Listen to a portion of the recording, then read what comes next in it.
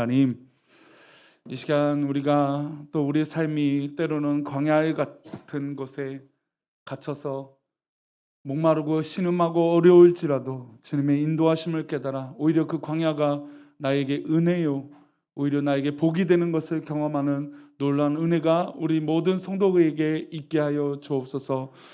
정말로 코로나로 인해서 너무나 어려운 시기들을 보내고 있고 두려움 가운데 있는데 하나님 지켜보아여 주시고 인도하여 주옵소서. 이 시간 말씀 나눌 때 우리 함께 하시고 인도하실 것을 믿사옵고 거룩하신 예수 그리스도 이름으로 기도하옵나이다. 아멘. 이제 지난주 우리가 용서라고 하는 단어를 좀 묵상하기 시작했습니다. 모든 것을 새롭게 하기 위해서 우리는 내려놓는 훈련, 또 내려놓는 모습이 우리 가운데 필요하다라는 것이었어요. 근데 내려놓는데 가장 우리 마음 깊숙하게 걸리는 것이 있어요. 그게 바로 뭐예요? 용서예요, 용서. 어느 한 부분에 좀 내려놓고 좀 이렇게 하고 싶은데 용서가 되지 않는 부분들이 있는 거예요. 우리 인생에 살다 보면.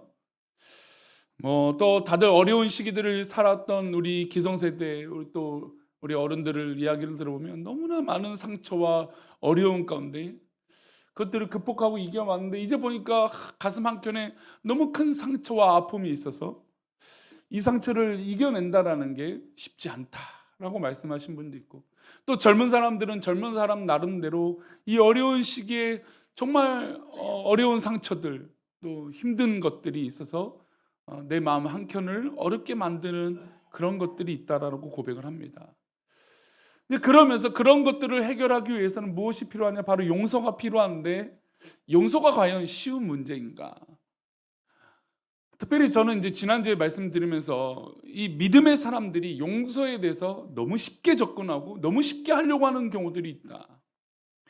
그러니까 저도 사실은 좀 그런 경우가 있어요. 왜냐하면 내 마음을 알고 내 상황을 이해해주고 또 내가 어떤 사람인지 아니까, 또 우리는 믿음의 사람이니까 용서 구하고 용서를 빌면 뭐 다 금방 잊혀지겠지, 넘어가지겠지 라고 생각했는데 사실 그렇지 않은 것이죠.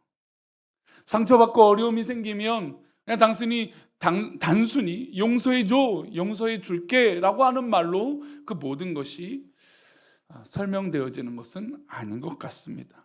그래서 우리 지난주 이어서 그럼 진짜 용서는 무엇인가? 과연 어떻게 용서를 시작해야 용서의 작업을 해나갈 수 있을까라는 것이에요. 어쨌든 진정한 용서가 있을 때 교회는 부흥할 수 있습니다. 아멘. 진정한 용서가 있을 때 우리 성도님 삶이 더 평화롭고 또 감사하고 은혜 가운데 살 수 있어요. 근데 말씀드렸는데 용서가 쉬워요, 어려워요? 어려워요. 이 용서를 어떻게 시작할까? 용서를 해야 교회와 또 공동체가 더 건강해질 수 있는데 어떻게 하면 이 용서를 시작할 수 있을까요? 용서라는 단어는 참 아름답죠. 용서로 얻어지는 효과는 한 공동체와 사회를 연합의 길로 인도해 줄 수 있습니다. 사실 우리나라를 들여다보면 사실 많은 부분에서 갈림이 있고 또 양쪽으로 갈려져 있고 이익이 갈려져 있고 생각보다 많은 상처로 얼룩져 있는 것이 현실입니다. 동전의 상전, 6.25로 인해서 동족끼리 싸우는, 가족끼리 싸우는 이런 아픈 상처로 인해서 계속 그 배경이 된 상처의 아픔들은 물론 일제 압제 때도 그랬지만 모든 그런 기반들의 상처가 참 큰 민족 중에 하나가 우리 민족일 것 같습니다. 그런 상처를 극복할 수 있는 건 바로 용서예요. 그래서 용서를 통해서 연합의 길을 갈 수 있는데, 만약에 질문해 보겠습니다. 저는 정치적인 목사 아니니까 꼭 이해하십시오. 세월호의 아픔을 겪는 부모에게 용서해 주세요라고 말할 수 있을까요? 자녀의 죽음을 앞둔 6.25 동란운에서 공산당의 칼불에 죽은 가족이 있는 분한테 공산당을 용서하세요라고 말할 수 있는 분이 있을 수 있을까요? 하다못해 우리 자녀를 괴롭힌 친구들이 있어요. 근데 그 친구들을 부모님의 입장에서 쉽게 용서해 줄 수 있을까요? 어렵죠. 내 남편을 내 아내에게 손가락질하거나 아무리 내가 잘못해도 뭔가 문제가 있더라도 막 무시하거나 하면 쉽게 용서해 줄 수 있는 분이 있을까요? 쉽지 않아요. 그래서 우리는 용서를 어디서부터 어떻게 시작해야 될지 고민해 보는데, 제가 지난주에 전제 조건 하나 말씀드렸어요. 이 설교를 듣고 그냥 용서해야지 라고 접근하시는 게 아니에요. 용서는 받는 것도 어렵지만 용서하는 것도 쉬운 것이 아니에요. 그래서 저는 다만 이 설교를 들으시고 이 시리즈의 용서에 관련된 설교를 들으시고 내가 누군가를 용서하겠다라고 하는 접근으로 받지 마시고, 용서의 시작은 바로 나로부터 있다라는 접근으로 시작했으면 좋겠어요. 나에게 대한 나를 향한 이 고민들, 나를 향한 그 용서들이 해결돼야 다른 사람도 용서할 수 있는 것이거든요.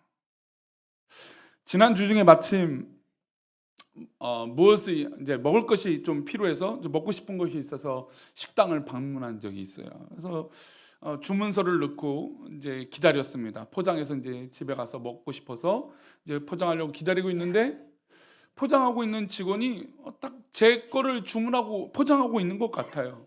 그래서 한참을 좀 기다리다가 당연히 제 건가 싶어서 이 번호표를 주고 그 먹을 것을 받아서 이제 차로 왔습니다. 차로 와서 딱 봉지를 열었더니 제 게 아닌 거예요. 다른 사람의 것이었어요. 그래서 비슷한 물건이 있어서 그냥 먹을까 했는데 이 내용물이 전혀 다른 것이 있어서 이건 도저히 안 되겠다. 또 그 밑에 보니까 제가 주문하지 않은 것도 있어서 이것은 판매하신 분에게 좀 피해가 있겠다. 그러면서 한편에 그 갈등이 순간 있었어요. 그냥 먹을까? 왜냐면 내가 주문하지 않은 또 다른 맛있는 것도 있으니까요. 절 보세요. 그러니까 맛있는 것도 있으니까 혹이 어떻게 해요? 어차피 주문 이 판매하신 분이 실수한 거니까 먹어도 돼요, 안 돼요? 성도님들 어떻게 하시겠어요? 드시겠습니까? 안 드시겠습니까? 그 갈등이 순간 있었어요. 그래서 먹을까 하다가 이건 그래도 이 판매하신 분이 멀리 가지 않았기 때문에 또 손해를 볼 수 있겠다. 그 한편에는 제 잘못도 있잖아요, 그렇죠? 이 포장한 것을 제가 펼쳐는 그때 봤거든요. 근데 뭔가 다른 게 있다는 걸 순간 느꼈는데, 그래도 이제 직원한테 번호표를 줬으니까 당연히 내 거라고 생각해서 가져왔기 때문에, 그래서 또 다른 문제가 생길 것 같아서 내 잘못도 있잖아요, 그렇죠? 확인을 제대로 하지 않은 제 잘못도 있으니까 미안한 마음에 가지고 이제 가게에 갔습니다. 가게 갔는데 직원이 여러 명이 있어요. 근데 있는데 잘못 이 물건을 줬더니 잘못 가지고 가신 분이군요. 됐든 그런 거예요. 저는 사실 이제 제 실수도 있으니까 미안한 마음에 돌려주고 제 음식을 제대로 받아가야겠다는 마음에, 선한 마음에 다 먹어도 되는데 그 마음을 참고 그 마음을 참고 좋은 마음으로 내가 잘못한 것도 있으니까 또 그 마음에 또 갔는데, 마치 모든 것이 누구의 잘못으로 얘기하고 있어요. 지금 제 잘못으로 얘기하는 거예요. 마치 당신이 잘못 가져가고 잘못 행동했다는 식으로 얘기를 딱 하니까 너무 기분이 상했어요. 미안한 말도 전혀 없는 거예요. 저에겐 어떤 당위성이 있습니까? 번호표를 받고 번호표를 준 당위성이 있거든요. 물론 물건을 확인하지 못한 제 잘못이 있지만 그 마음으로 행동한 거지만 잘못 가져가셨어요 라고 하는 그 한마디에 너무 화가 났어요. 어떻게 했을까요? 아무 말하지 않고 참았어요. 지난주 설교가 용서였거든요. 하필 또 그 용서해야 될 마음이 근데 참 희한하더라고요. 제 잘못도 있는데 용서라는 게 당위성이 생기고 합리화하고 싶은 마음이 생기면 그때부터 내 잘못은 보입니까? 안 보입니까? 안 보여요. 분명히 제가 물건을 받을 때 뭔가 조금 이상하다는 생각이 들었어요.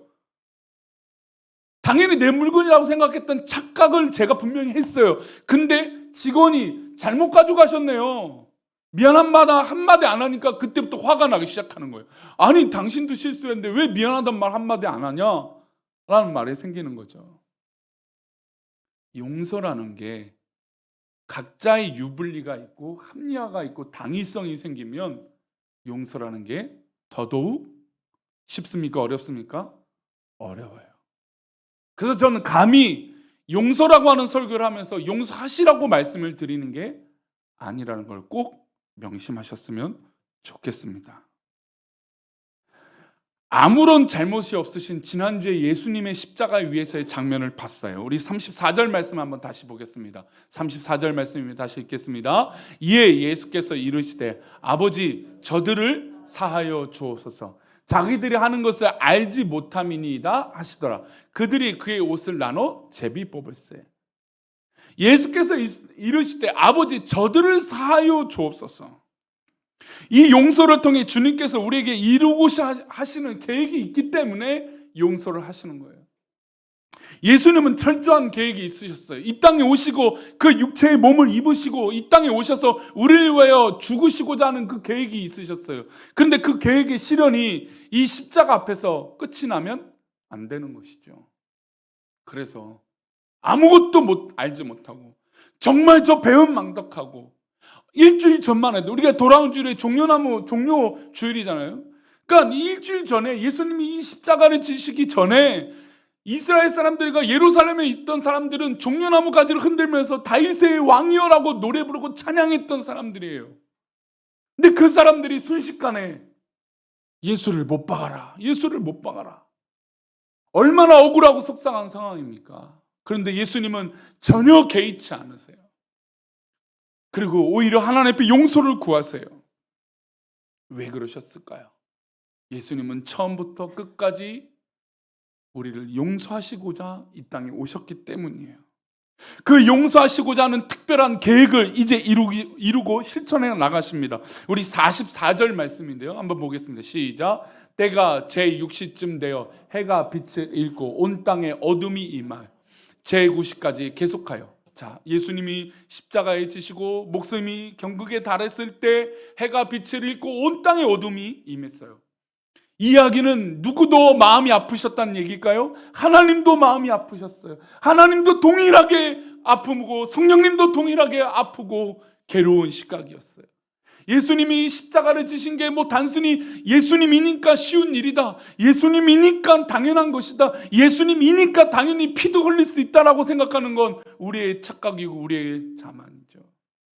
예수님도 하나님도 우리 성삼위 하나님이 다 같이 마음이 아프고 괴롭고 속상하고 어려운 일이었어요. 해가 빛을 잃었고 온 땅에 어둠이 갇혔다는 건 하나님 마음이 그대로 보여지는 거죠. 우리가 인생을 살다 보면 마치 정말 이렇게 어두컴컴해진 것 같은 어두움이 우리 가운데 있을 수 있어요. 그럴 때 우리의 마음이 어떻습니까? 너무나 괴롭죠. 이렇게 어둠으로 가득 찬 것처럼 우리 마음이 어렵고 힘들죠. 우리 하나님이 그런 마음이셨어요. 그런데 이 순간에 무슨 일을 하고 계신다고요? 우리를 용서해 주시는 작업을 하고 계시는 것이죠. 45절 말씀입니다. 이 빛을 잃어버렸을 때 일어난 일이에요. 함께 읽겠습니다. 시작. 성소의 휘장이 한가운데서 찢어더라. 휘장은 성소 앞에 있는 천막입니다. 이 천막을 걷고 들어갈 수 있는 사람은 대제사장이죠. 그것에 함부로 갔다간 정말 목숨을 잃은 적도 있고, 어떻게 보면 이스라엘 백성들에게 위험한 장소이자 거룩한 장소예요. 그것을 딱 가로막았던 이 천막이 휘장이 찢어졌습니다. 이전엔 아무도 쉽게 들어갈 수 없는 공간이라고 했어요.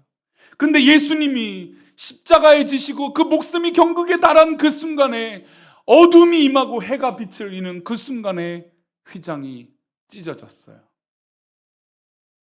십자가를 통하여 하나님이 누구를 만나시기 원하시는 것일까요? 바로 나를 만나시기 원하시는 것이죠. 이전에는 특별하고 구별된 사람만 들어갈 수 있는 이 지성소에 휘장을 찢어내심으로 이 십자가로 말미암아 하나님이 우리를 직접 만날 수 있도록 길을 열어주신 것이죠. 그래서 우리는 십자가를 묵상할 때마다 이 휘장이 찢어졌다는 것을 깊이 깨달아야 돼요. 왜냐하면 우리는 현실적으로 좀 와닿지 않잖아요. 이스라엘 백성들에게는 좀 더 현실적인데 이들에게 휘장과 저 성소 앞에 있는 저 휘장은 너무나 두렵고, 아니 평생에 한 번도 제대로 보지 못했던 곳이에요. 그것이 찢어졌다라는 건 굉장히 이스라엘 백성들에게 상징적인 일인 것이죠. 만약에 우리 교회에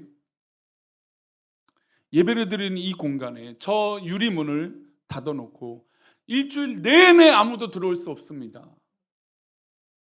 그리고 문을 들어올 때 제비를 뽑아서 한 명만 들어올 수 있습니다. 그런다면 이제 그 문의 가치가 어떻게 될까요? 굉장히 높아지겠죠. 그런데 이곳에, 이 성소 안에 들어갈 수 있는 사람은 아무도, 하나님께서 구별된 딱 한 사람만 들어갈 수 있었던 거예요. 그런데 그 십자가에 예수님이 저들의 하는 죄를 저들이 알지 못합니다, 용서해 주세요라고 말하는 그 순간에 어둠이 임하고 이 성소의 휘장이 찢어졌다라는 것이죠. 2000이 예수님이 돌아가시는 장면에서 일어나고 있다는 건 굉장히 큰 사건임엔 분명합니다. 예수님이 마지막으로 이렇게 외치세요. 예수님께서 십자가에서 마지막으로 이 휘장이 찢어지고 나서 외치십니다. 46절 말씀이에요. 그러니까 휘장이 찢어지고 바로 그 다음이에요. 읽겠습니다. 시작. 예수께서 큰 소리로 불러 이르시되 아버지, 내 영혼을 아버지 손에 부탁하나이다 하고 이 말씀을 하신 후 45절 말씀에 휘장이 찢어졌습니다. 그 찢어지고 나서 이 장면까지 다 확인을 하시고 예수님은 큰 소리로 하나님 앞에 목소리를 불러 외칩니다. 사실 근데 죽음의 끝에 가면 이 말씀할 힘조차 없는 것이죠. 근데 예수님은 쥐어짜서 마지막 한마디를 하고 있습니다. 내 영혼을 아버지 손에 부탁하나이다 하고 이 말씀하시고 숨지세요. 저는 이 아버지, 내 영혼을 아버지 손에 부탁하나이다 라고 하는 말씀에 모든 것이 예수님 마음에 담겨 있다고 봐요. 사실 참기 어려운 일이잖아요. 저도 서론을 말씀드렸지만, 아니 물론 내가 음식을 잘못 확인한, 이런 참 음식에 예수님의 죽음을 비교한다는 건 좀 너무 말도 안 되는 일이지만, 이 사람의 감정이라는 게 그렇게 사악하다니까요. 이 감정이, 물론 내가 확인 안 했지만 물건을 가져다 주고, 그렇죠, 착한 일이잖아요, 그렇죠? 그리고 미안한 마음으로 간 마음도 되게 착한 마음이에요. 물론 그 사람을 알지 못하겠지만 나는 그런 마음으로 간 건데 마치 나한테 잘못을 다 했다라고 말하니까 막 억울해서 나중엔 화가 나요. 그 이야기를 아내에게 했더니 아내도 화가 나더라고요. 아니 어떻게 그렇게 미안하단 말도 없이 그럴 수 있느냐. 그러면 어떻게 해요? 또 누구 편이 생겼어요? 내 편이 생겼잖아요. 그럼 내 정당성은 어떻게 될까요? 내 합리한 마음, 합리화가 된 마음은 어떻게 될까요? 이제부터는 확신이 되는 거예요. 난 잘못한 게 없다. 저 사람이 잘못했고 저 직원이 번호표를 확인하지 않았고 물건을 나한테 전달한 건 잘못했다. 전적인 잘못이 저쪽에 있다라고 확신이 생기는 거죠. 억울함은 바로 여기서 생기는 거예요. 나에게 100% 잘못한 건 아니지만 한 10%, 20% 잘못이 있어요. 그렇죠?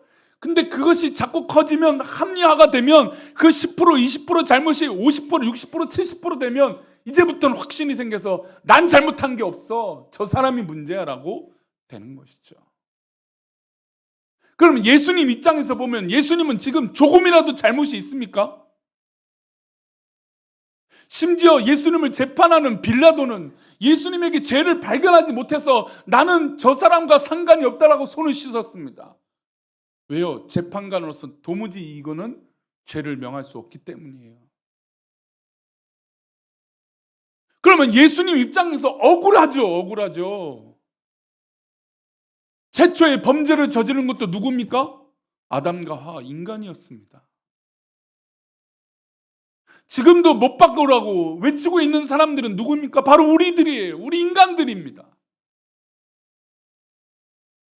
다만 하나님에게 실수가 아닌 사랑이 있다면 범죄한 우리를 버리지 않으시고 우리를 죽기까지 사랑하시겠다는 그 계획이에요. 우리가 히어로 영화, 우리 성도님들은 어렸을 때 슈퍼맨 이게 보신 적이 있는지 모르겠지만 슈퍼맨, 히어로 영화에 열광하는 것은 우리가 할 수 없는 능력을 발휘하기 때문이에요.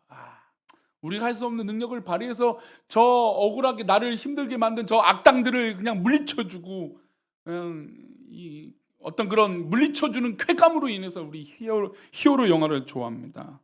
그래서 얄밉고 나쁜 사람들을 혼내버리는 때 막 그런 기쁨이 있어요. 차라리 용서를 선택하는 것보다 혼내고 화풀이하는 것이 때로는 우리 삶 가운데 더 쉬워요. 화내고 화풀이하는 게 용서하는 것보다 훨씬 더 쉬운 작업이에요. 근데 예수님은 쉬운 선택을 안 하시죠. 잘 보십시오. 하나님의 선택에서 우리 인간들을 모두 다 벌하시고 버리시는 게 쉬운 선택일까요? 예수님이 지금 십자가에 못 박혀서 죽으시고 우리 죄를 위하여 돌아가시는 것이 쉬운 일일까요? 우리 모든 천지 만물을 창조하신 하나님의 주권으로 본다면 어떤 것이 쉬울까요? 우리 성도님 중에서도 집에서 나에게 가장 아끼는 물건이 있을 수도 있어요. 그렇죠? 우리 성도님 뭐가 아끼는 것이 있으십니까? 전자기기가 아까우신 분이 있어요. 아니면 어떤 옷, 어떤 그런 거. 저는 이제 결혼 반지를 한번 잊어버린 적이 있어서 평생에 그것이 저에게 어려움이 있습니다. 분명히 저는 안 잊어버렸다 생각했는데 그걸 하필 이제 스웨덴 가서 잊어버려서 너무나 이 미안한 마음이 늘 있어요. 근데 아무리 그런 소중한 것도요, 별거 아니야.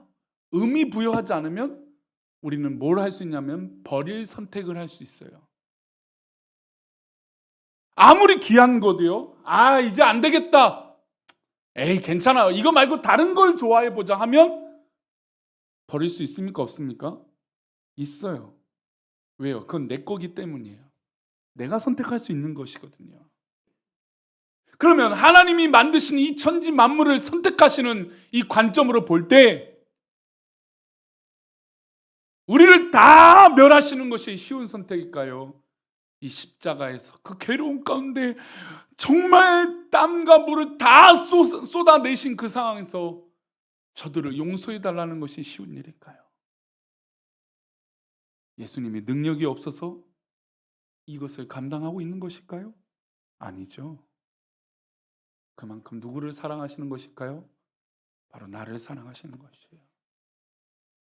어떤 것보다 비교할 수 없고 어떠한 것보다도 대상이 될 수 없는 바로 나를 사랑하시기 때문에 이 일을 감내하고 그 십자가의 죽음의 문턱 앞에서도 휘장을 찢어내시면서 하나님은 나를 만나시기 원하신다는 것이죠.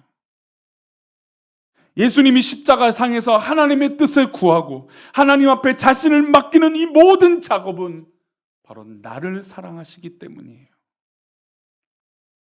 그래서 예수님이 십자가에서 돌아가시는 장면을 처음부터 지켜봤던 백부장이 있었어요. 그러니까 이 십자가의 처형을 집행하고 모든 것을 관리했던 사람이 있어요. 백부장인데 이 사람이 이 과정 가운데 보고 느끼고 깨달은 것이 있어요. 보겠습니다. 함께 읽겠습니다.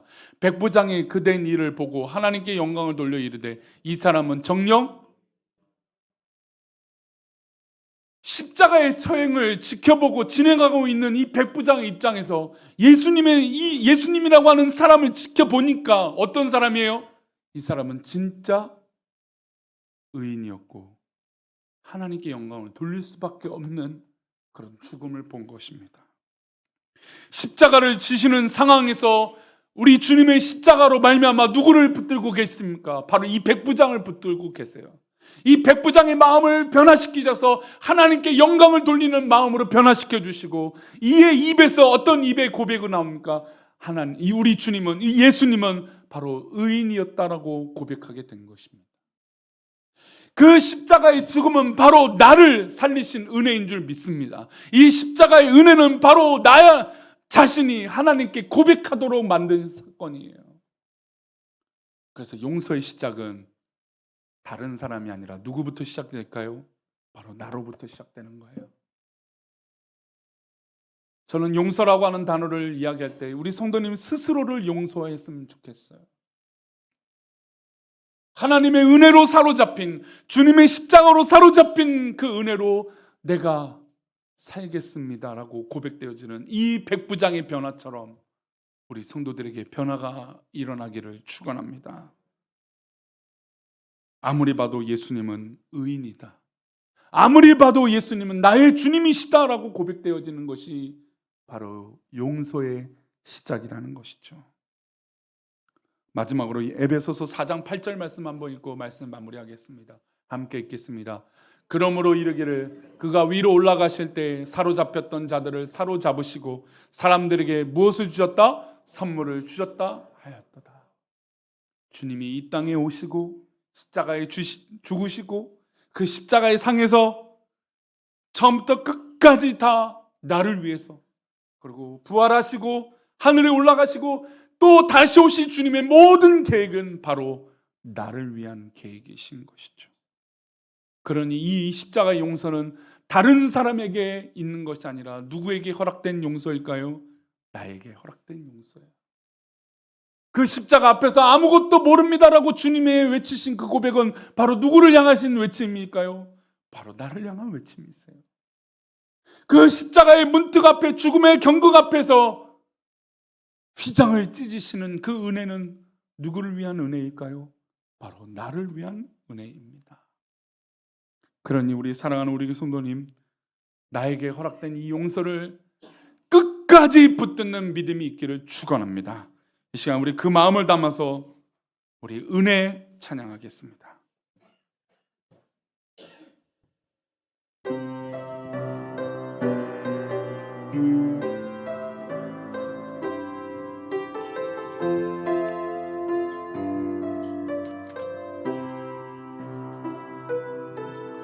내가 누려왔던 모든 것들이, 내가 지나왔던 모든 시간이, 내가 걸어왔던 모든 순간이 당연한 것 아니라 은혜였소. 아침 해가 뜨고 저녁에 노을, 봄의 꽃향기와 가을의 열매, 변하는 계절의 모든 순간이 당연한 것 아니라 은혜였소. 모든 것이 은혜, 나에게 은혜입니다. 은혜,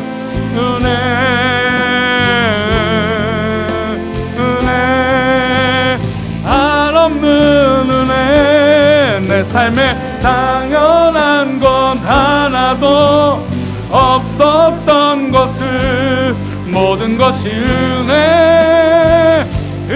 우리 한 번 더 고백합니다. 모든 것이 우리 성도님들에게 은혜예요. 다른 것 없습니다. 우리 성도님들에게 이루어진 건 은혜예요. 은혜, 한없는 은혜. 내 삶에 당연한 건 하나도 없었던 것을, 모든 것이 은혜였어. 그렇습니다. 이 시간 우리 함께 기도할 때 우리 성도님들에게 이루어지는 모든 것이 은혜예요. 그래야 내 안에 감사와 기쁨이 회복되어지는 거예요. 요즘 보면 너무나 어렵게 살아가는 분들이 있어요. 그래요, 어려운 건 맞아요. 경제가, 사회가, 여건이, 정치가 어려워요. 맞아요. 그런데 그것이 나에게, 또 우리 하나님 앞에 중요한 것이 아닙니다. 우리 성도님들 자신이 회복되어지는 거예요.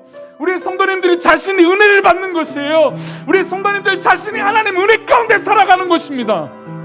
이 시간 우리 다 같이 하나님 앞에 기도할 때 하나님, 내가 하나님의 은혜 가운데, 이 십자가의 은혜 가운데 살아가게 해달라고 기도합시다.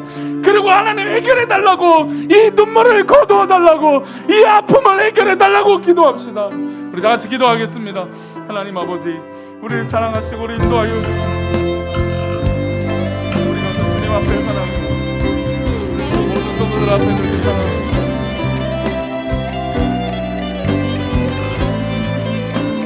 아버지의 용서, 아버지의 역사,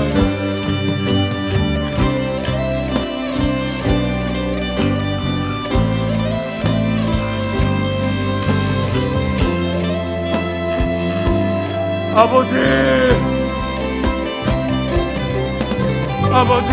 역사, 이 십자가의 은혜 가운데 십자가의 은혜가 되기 원합니다. 이 십자가의 기쁨이 내 기쁨이 되기 원합니다. 우리 성도들의 은혜가 되기 원합니다. 자유케 되기 원합니다. 역사여,